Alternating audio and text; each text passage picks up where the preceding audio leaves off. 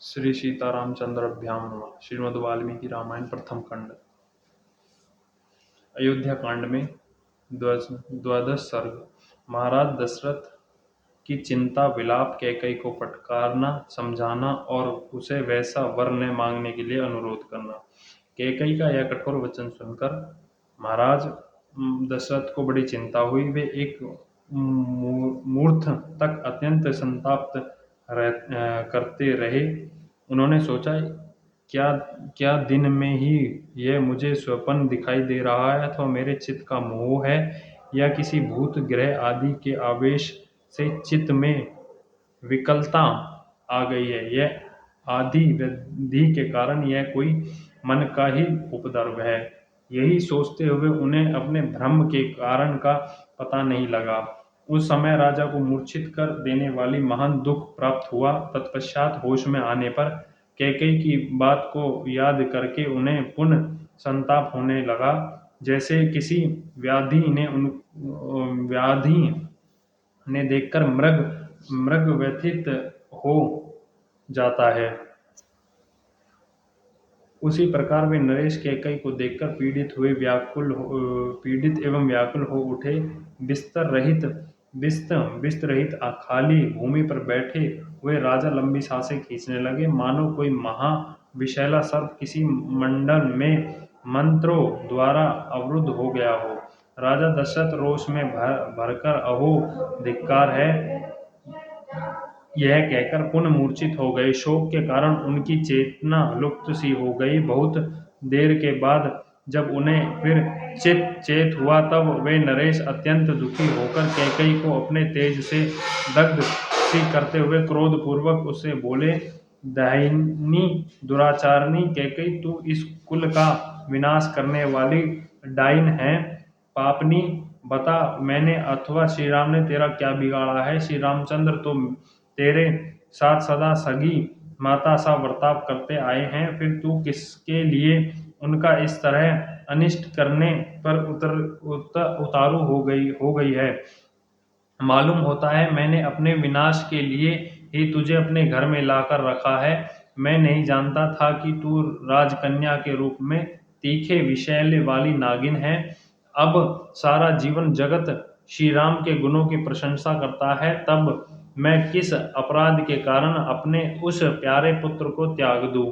मैं कौशल्या और सुमित्रा को भी छोड़ सकता हूँ, राजलक्ष्मी का भी परित्याग कर सकता हूँ, परंतु अपने प्राण स्वरूप पितृभक्त श्री राम को नहीं छोड़ सकता। अपने ज्येष्ठ पुत्र श्री राम को देखते ही मेरे हृदय में प्रेम उमड़ आता है, परंतु जब मैं श्री राम को नहीं देखता हूँ तब मेरी चेतना नष्ट होने लगती है। संभव है सूर्य के बिना यह संसार टिक सके, अथवा पानी के बिना खेती उपज सके, परंतु श्री राम के बिना मेरे शरीर में प्राण नहीं रह सकते। अतः मेरे वर मांगने से कोई लाभ नहीं। पाप पूर्ण निश्चय वाली कैकेयी, तू इस निश्चय अथवा दुराग्रह को त्याग दे। यह लो, मैं तेरे पैरों पर अपना मस्तक रखता हूँ, मुझ पर प्रसन्न हो जा। पापनी, तूने ऐसे परम क्रूरता पूर्वक बात किस लिए सोची है? यदि यह जानना चाहती है कि भरत तुझे प्रिय है या अप्रिय, तो रघुनंदन भरत के संबंध में तू पहले जो कुछ कह चुकी है वह पूर्ण हो, अर्थात तेरे प्रथम वर के अनुसार मैं भरत का राज्याभिषेक स्वीकार करता हूँ। तो पहले कहा करती थी कि श्री राम मेरे बड़े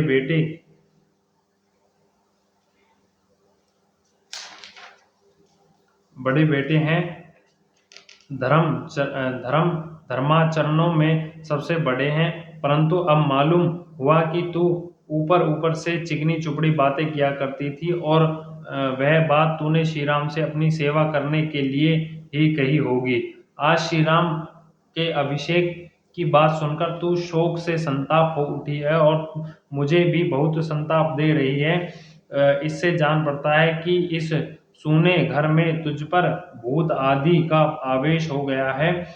अतः तू परवश होकर ऐसी बातें कर रही है। देवी न्यायशील ईश्वर कुशवंशी, यह बड़ा भारी अन्याय अन्यन आकर उपस्थित हुआ है, जहाँ मेरी बुद्धि इस प्रकार विकृत हो गई है।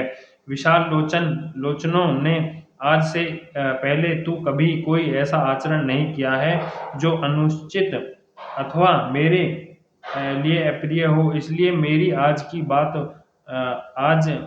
बात पर भी मुझे विश्वास नहीं होता है। तेरे लिए तो श्री राम भी महात्मा भरत के ही तुल्य है। बाले, तू बहुत बार बातचीत के प्रसंग में स्वयं ही यह बात मुझसे कहती रही है। भीरु संभाव वाली देवी, उन्हीं धर्मात्मा और यशस्वी श्री राम 14 वर्ष के लिए वनवास तुझे कैसे अच्छा लगता है, जो अत्यंत सुकुमार और धर्म में दृढ़ पूर्वक मन लगाए रखने वाले उन्हीं श्री राम को वनवास देना तुझे कैसे रुचि का जान पड़ता है। अहो, तेरा हृदय बड़ा कठोर है। सुंदर नेत्रों वाली कैकेयी, जो सदा तेरी सेवा शोषण में लगे रहते हैं, उन नैन भरी राम श्री राम को देश निकाला देने की इच्छा तुझे किस लिए हो रही है। मैं देखता हूँ कि भरत से अधिक श्री राम ही सदा तेरी सेवा करते हैं, भरत उनसे अधिक तेरी सेवा में रहते हैं, ऐसा मैंने कभी नहीं देखा। नरश्रेष्ठ श्री राम से बढ़कर दूसरा कौन है, जो गुरुजनों की सेवा करने में, उन्हें गौरव देने, उनकी बातों को मान्यता देने और उनकी आज्ञा का तुरंत पालन करने में अधिक तत्पर दिखता हो। मेरे यहाँ कई सहस्त्र स्त्रियां हैं और बहुत से उपजीवी भर्तंजय है, परंतु किसी के मुंह से श्री राम के संबंध में सच्ची या झूठी किसी प्रकार की शिकायत नहीं सुनी जाती। पुरुष सिंह श्री राम समस्त प्राणियों को शुद्ध हृदय से संतावना देते हुए प्रिय आचरणों द्वारा राज्य की समस्त प्रजा को अपने वश में किए रहते हैं। वीर श्री राम अपने सात्विक भाव से समस्त लोगों को दान के द्वारा, द्विजनों को सेवा से, गुरुजनों को और धनुष बाण द्वारा युद्ध स्थल में शत्रु सैनिकों को जीतकर अपने अधीन कर लेते हैं। सत्य, दान, तप, त्याग, मित्रता, पवित्रता, सरलता, विद्या और गुरु सूक्ष्मता, ये सभी सद्गुण श्री राम में स्थिर रूप से रहते हैं। देवी महर्षियों के समान तेजस्वी उन सीधे साधे देवतुल्य श्री राम का तू क्यों अनिष्ट करना चाहती है। श्री राम सब लोगों से प्रिय बोलते हैं, उन्हें कभी किसी को अप्रिय वचन कहा हो ऐसा मुझे याद नहीं पड़ता। ऐसे सर्वप्रिय राम से मैं तेरे लिए अप्रिय बात कैसे कहूँ, जिसमें क्षमा, तप, त्याग, सत्य, धर्म, कृतज्ञता और समस्त जीवों के प्रति दया भरी हुई है। उन श्री राम के बिना मेरी क्या गति होगी। कैकेयी, मैं बूढ़ा हूँ, मौत के किनारे बैठा हूँ, मेरी अवस्था शोचनीय हो रही है, मैं दीन भाव से तेरे सामने गिड़गिड़ा रहा हूँ। तुझे मुझ पर दया करनी चाहिए। समुद्रनीय पृथ्वी पर जो कुछ मिल सकता है वह सब मैं तुझे दे दूंगा, परंतु तू ऐसे दुराग्रम में न पड़ जो मुझे मौत के मुंह में ढकेल देने वाला हो। कैकेयी नंदिनी, मैं हाथ जोड़ता हूँ और तेरे पैर पड़ता हूँ, तू श्री राम को शरण दे, जिससे यहाँ मुझे पाप न लगे। महाराज दशरथ इस प्रकार दुख से संताप होकर विलाप कर रहे हैं। उनकी चेतना बार बार लुप्त हो जाती थी, उनके मस्तिष्क में चक्कर आ रहा था और वे शोकमग्न हो उस शोक सागर से शीघ्र पार होने के लिए बारंबार अनुनय विनय कर रहे थे। तो भी कैकेयी का हृदय नहीं पिघला। वह और भी भीषण रूप धारण करके अत्यंत कठोर वाणी में उन्हें इस प्रकार उत्तर देने लगी। राजन, यदि 2 वरदान देकर आप फिर उनके लिए पश्चाताप करते हैं तो वीर नरेश्वर, इस भूमंडल में आप अपनी धार्मिकता का ढिंढोरा कैसे पीट सकते हैं। धर्म के ज्ञाता महाराज, जब बहुत से राजश्री एकत्र होकर आपके साथ मुझे दिए हुए वरदानों के विषय में बातचीत करेंगे, उस समय वहां आप उन्हें क्या उत्तर देंगे। यही कहेंगे ना कि जिनके प्रसाद में मैं जीवित हूँ, जिसने बहुत बड़े संकट से मेरी रक्षा की, उसी कैकेयी को वर देने के लिए की हुई प्रतिज्ञा मैंने झूठी कर दी है। महाराज, आज आज ही वरदान देकर यदि आप फिर उनसे विपरीत बात कहेंगे तो अपने कुल के राजाओं के माथे कलंक का टीका लगाएंगे। राजा सैव्य ने बाज और कबूतर के झगड़े में कबूतर के प्राण बचाने की प्रतिज्ञा को पूर्ण करने के लिए बाज नामक पक्षी को अपने शरीर का मांस काटकर दे दिया था। उसी तरह राजा अलकर्ण ने एक अंधे ब्राह्मण को अपने दोनों नेत्रों का दान करके परम उत्तम गति प्रदान की थी। समुद्र ने देवताओं के समक्ष अपनी नियत सीमा को न लांघने की प्रतिज्ञा की, तो अब तक वह उनका उल्लंघन नहीं करता।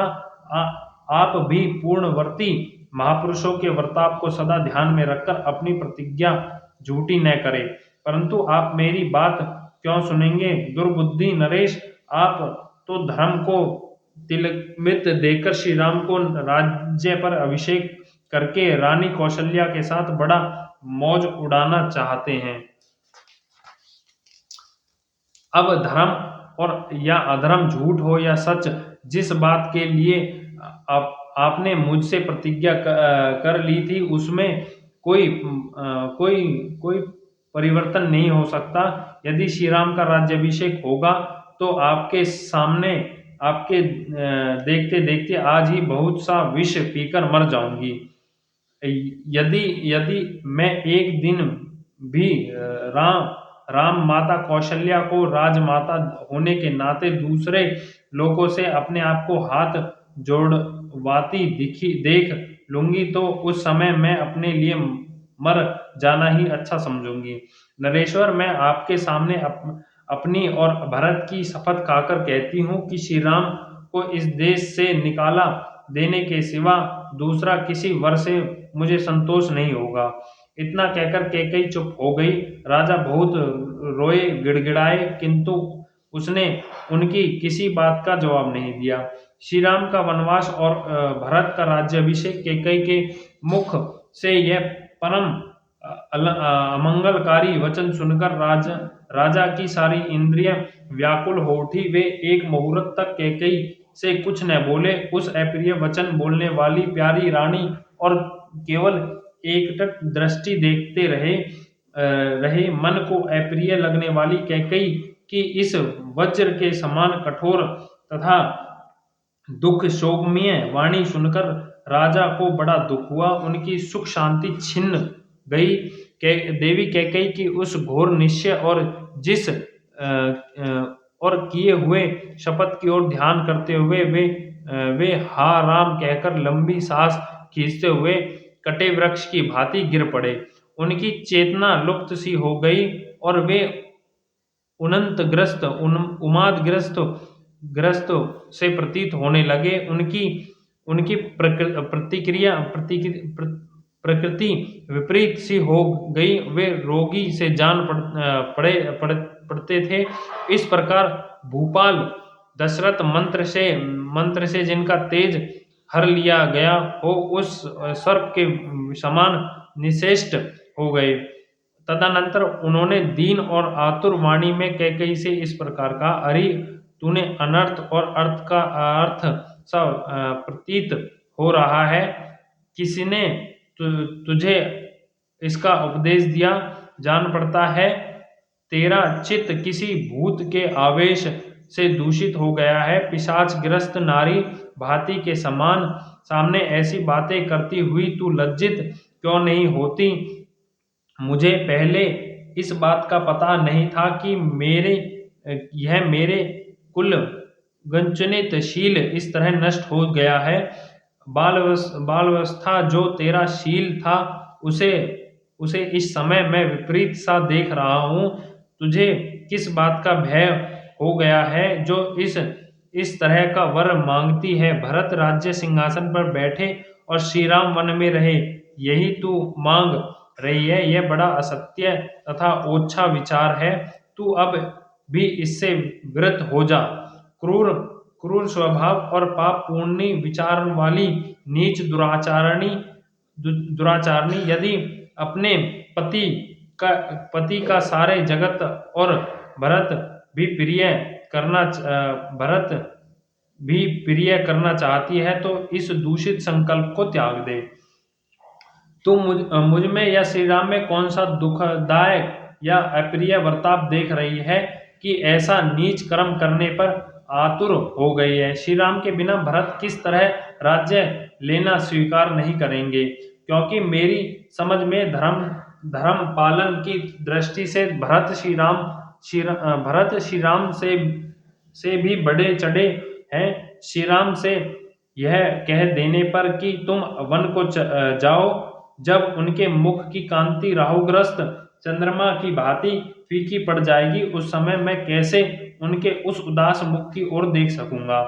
मैंने श्री राम के अभिषेक का निश्चय सुदहो के साथ विचार करके किया है। मेरी यह बुद्धि शुभ कर्म में वर्तित हुई है। अब मैं इसे शत्रुओं द्वारा पराजित हुई सेना की भांति पलटी हुई कैसे देखूंगा। नाना दिशाओं से आए हुए राजा लोग मुझे लक्ष्य करके खेद पूर्वक कहेंगे कि इस मूढ़ ईश्व कुशवंशी राजा ने कैसा दीर्घ काल तक इस राज्य का पालन किया है। जब बहुत से बहुस्त्र गुणवान एवं वृद्ध पुरुष आकर मुझसे पूछेंगे कि श्री राम कहाँ है, तब मैं उनसे कैसे यह कहूंगा कि कैकेयी के दबाव देने पर मैंने अपने बेटे को घर से निकाल दिया है। यदि कहूं कि श्री राम को वनवास देकर मैंने सत्य का पालन किया है, तो इसके पहले जो उन्हें राज्य देने की बात कह चुका हूं वह असत्य हो जाएगी। यदि राम वन को चले गए तो कौशल्या मुझसे क्या कहेगी। उसका ऐसा महान अपकार करके मैं उसे क्या उत्तर दूंगा। हाय, जिसका पुत्र मुझे सबसे अधिक प्रिय है, वह प्रिय वचन बोलने वाली कौशल्या जब जब दासी, सखी, पत्नी, बहन और माता की भांति मेरा प्रिय करने की इच्छा मेरी सेवा में उपस्थिति रहती है, तब उस सत्कार पाने योग्य देवी का भी मैंने तेरे ही कारण कभी सत्कार नहीं किया। तेरे साथ जो मैंने इतना अच्छा बर्ताव किया है वह याद आकर इस समय मुझे उसी प्रकार संताप दे रहा है जैसे अफत हानिकारक वैधों से युक्त खाया हुआ अन्न किसी रोगी को कष्ट देता है।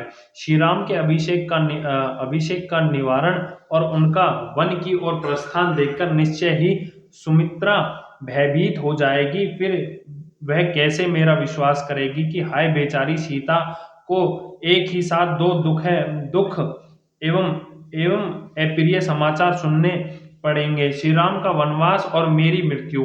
जब वह श्री राम के लिए शोक करने लगेगी, उस समय मेरे प्राणों का नाश कर डालेगी। उसका शोक देखकर मेरे प्राण इस शरीर में नहीं रह सकेंगे। उनकी दशा हिमालय के पर्वत भाग में अपने स्वामी किन्नर से बिछड़ी हुई किन्नरी के समान हो जाएगी। मैं श्री राम को विशाल वन में निवास करते और मिथिलेश कुमारी सीता को रोती देख अधिक काल तक जीवित रहना नहीं चाहता। ऐसी दशा में तू निश्चय ही विधवा होकर बेटे के साथ अयोध्या का राज्य करना। अहो, मैं तुझे अत्यंत सती साध्वी समझता था, परंतु तू बड़ी दुष्टता निकली। ठीक उसी तरह जैसे कोई मनुष्य देखने में सुंदर मदिरा को पीकर पीछे उसके द्वारा किए गए विकारों से यह समझ पाता है कि इसमें विष मिला हुआ था। अब तक जो तू संताप पूर्वक मीठे वचन बोलकर मुझे आश्वासन देती हुई बातें किया करती थी, वे तेरी कही हुई सारी बातें झूठी है। जैसे व्यधा हिरणी मधुर संगीत से आकर्षित करके मुझे मार डालता है, उसी प्रकार तू भी पहले मुझे लुभाकर अब मेरे प्राण ले रही है। श्रेष्ठ पुरुष निश्चय ही मुझे नीच और एक नारी के मोह में पड़कर बेटे को बेच देने वाला कहकर शराबी ब्राह्मण की भांति मेरे राह बाट और गली कूचों में निंदा करेंगे।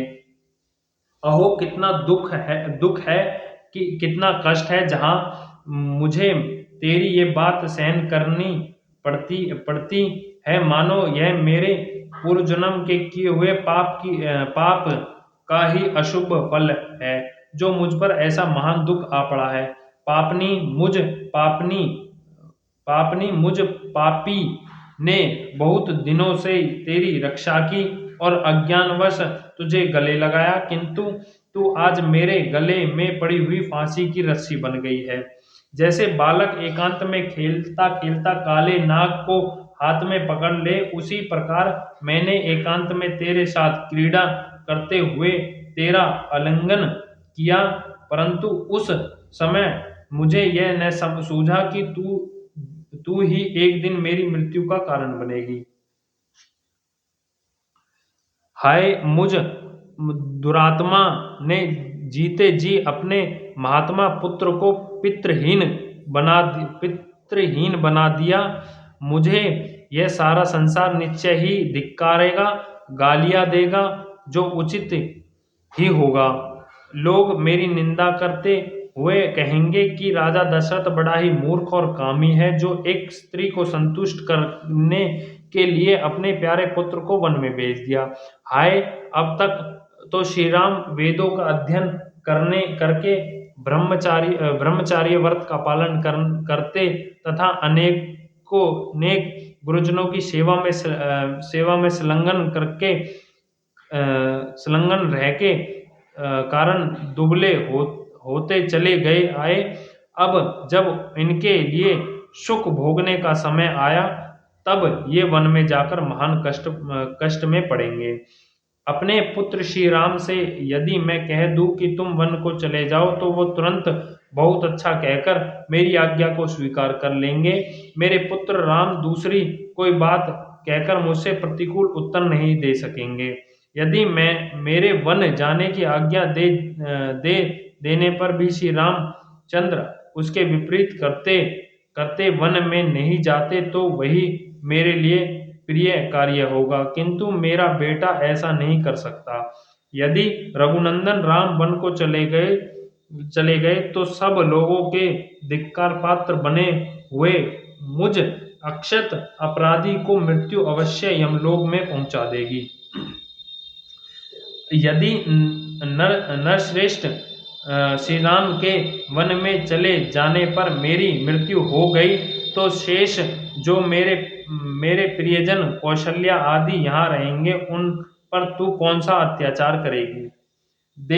देवी कौशल्या को यदि मुझसे श्री राम तथा शेष दोनों पुत्र लक्ष्मण और शत्रुघ्न से विछोह हो जाए, तो वह इतने बड़े दुख को सहन नहीं कर सकेंगे, अतः मेरे ही पीछे वह भी परलोक को सिधार जाएंगे। सुमित्रा का भी यही हाल होगा।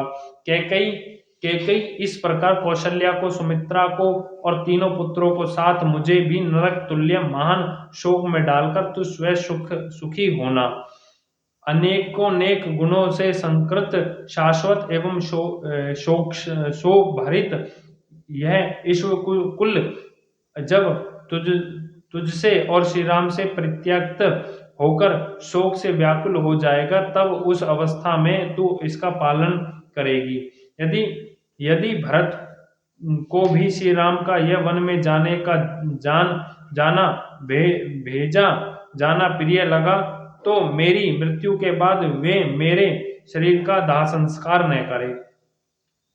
पुरुष शिरोमणि श्री राम वन गमन के पश्चात मेरी मृत्यु हो जाने पर तब विधवा होकर तू बेटे के साथ अयोध्या का राज्य करेगी।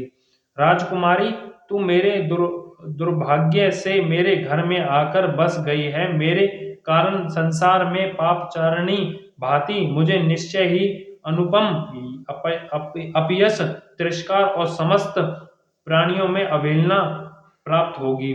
मेरे पुत्र सर्वधाशाली राम बारंबार रथों, हाथियों और घोड़ों से यात्रा किया करते थे। वे ही अब उस विशाल वन में पैदल कैसे चलेंगे।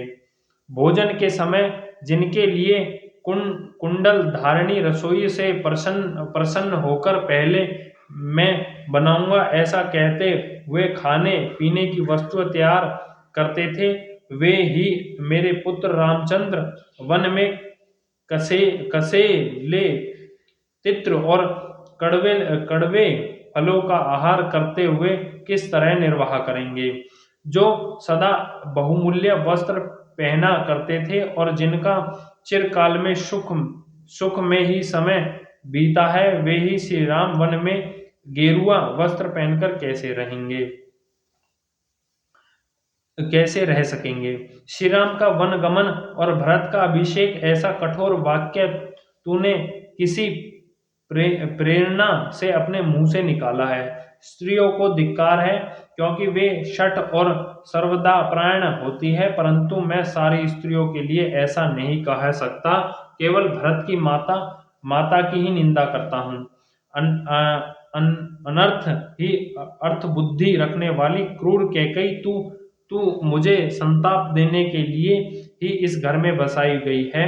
अरे मेरे कारण तू अपना कौन सा अप्रिय होता देख रही है, अथवा सबका निरंतर हित करने वाले श्री राम ही तुझे कौन सी बुराई दिखाई देती है। श्री राम को संकट के समुद्र में डूबा हुआ देखकर तो पिता अपने पुत्र को त्याग देंगे। अनुरागिनी स्त्री भी अपने पति को त्याग देगी। इस प्रकार यह सारा जगत ही कुपित विपरीत व्यवहार करने वाला हो जाएगा। देव कुमार के समान कमनीय रूप वाले अपने पुत्र श्री राम को जब वस्त्र और आभूषणों से विभूषित होकर सामने आते देखता हूँ तो नेत्रों से उनकी शोभा निहाल हो जाता हूँ। उन्हें देखकर ऐसा जान पड़ता है मानो मैं फिर जवान हो गया हूँ।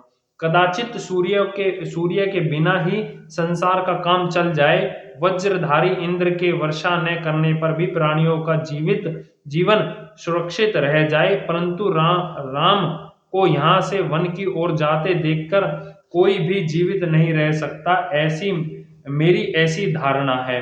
अरे तू मेरा विनाश चाहने वाली, अहित करने वाली और शत्रु रूप है, ऐसा जैसा कोई अपनी ही मृत्यु को घर में स्थान दे, उसी प्रकार मैंने तुझे घर में बसा लिया है। खेद की बात है कि मैंने मोहवश तुझे महाविशैली नागनी को चिरकाल से अपने अंग में धारण कर रखा है, इसलिए आज मैं मारा गया। मुझसे श्री राम और लक्ष्मण से हीन होकर भरत समस्त बांधवों का विनाश करके तेरे साथ इस नगर तथा राष्ट्र का शासन करे, तथा तू मेरे शत्रुओं का हर्ष बढ़ाने वाली हो। क्रूरता पूर्वक बर्ताव करने वाली कैकई, तू संकटों में पड़े हुए पर प्रहार कर रही है। अरे जा तू दुराग्रस्त पूर्वक आज मेरी कठोर बातें मुंह से निकालने वाली, उस समय तेरे दांतों के हजारों टुकड़े होकर मुंह से नीचे क्यों नहीं गिर जाते। श्री राम कभी किसी से कोई अहितकारी या अप्रिय वचन नहीं कहते, वे कटु वचन बोलना जानते ही नहीं। उनका अपने गुणों के कारण सदा सर्वदा सम्मान होता है। उन्हीं मनोहर वचन बोलने वाले श्री राम में तू दोष कैसे बता रही है, क्योंकि वनवास उन्हीं को दिया जाता है जिनके बहुत से दोष सिद्ध हो चुके हो।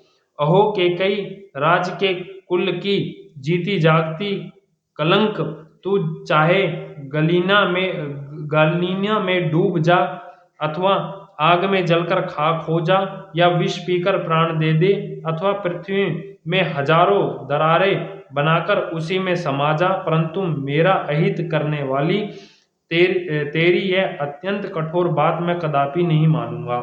तू छुड़के के समान घात करने वाली बातें जो मीठी मीठी करती थी, परंतु वे सदा झूठी और श्रद्धा भाव से रहित होती थी। मेरे हृदय का भाव अत्यंत दूषित है, तथा तू अपने कुल का भी नाश करने वाली है।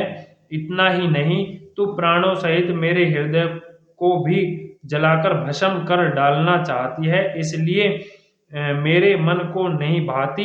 तू पापनी जीवित रहना मैं नहीं सह सकता।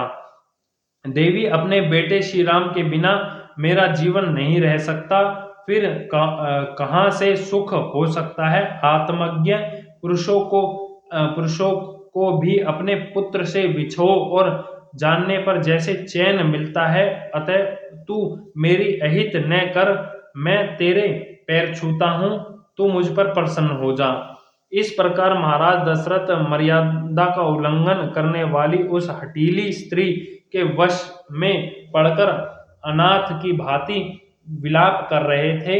वे देवी कैकेयी के फैलाए हुए दोनों चरणों को छूना चाहते थे, परंतु उन्हें न पाकर बीच बीच में ही मूर्छित होकर गिर पड़े। ठीक उसी तरह जैसे कोई रोगी किसी वस्तु को छूना चाहता है, किंतु दुर्लभता के कारण वहां तक न पहुंचकर बीच में ही अचेत होकर गिर जाता।